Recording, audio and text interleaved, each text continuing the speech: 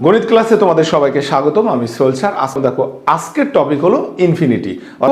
Infinity অর্থাৎ আমরা যেটা বুঝি অনির্ণেয়। ম্যাথমেটিক্যাল আমরা যদি ক্যালকুলেটারে বসাই অনেক সময় ম্যাথ ইরর বা ম্যাথের কোনো ভ্যালু আসে না, সেই জিনিসগুলোকে আমরা বলি আনডিফাইন্ড। কী ধরনের সংখ্যা কখন আনডিফাইন্ড হবে, কখন ভ্যালু আসবে, সেটাই তোমাদেরকে দেখাই। দেখো, ইনফিনিটি হবে মাই ডিয়ার স্টুডেন্টস, আমাদের যদি কোনো ফ্র্যাকশনে এরকম লব ও হর এর ভ্যালু এরকম 0/0 আসে, সেটা আনডিফাইন্ড অর্থাৎ ইনফিনিটি। এরকম যদি ওপরে ইনফিনিটি নিচে ইনফিনিটি এদেরকে ভাগ করি, সেটাও ইনফিনিটি।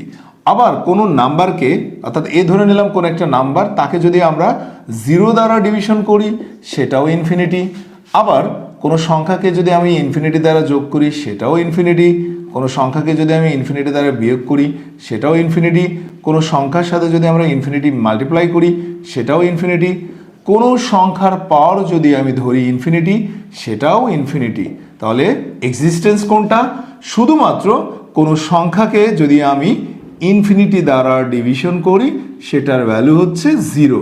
অর্থাৎ আমরা ইনফিনিটি শুধুমাত্র ডিভিশন করলেই আমরা সেখানে তার রেজাল্ট পাই, বাদ বাকি সবগুলোই হচ্ছে ইনফিনিটি।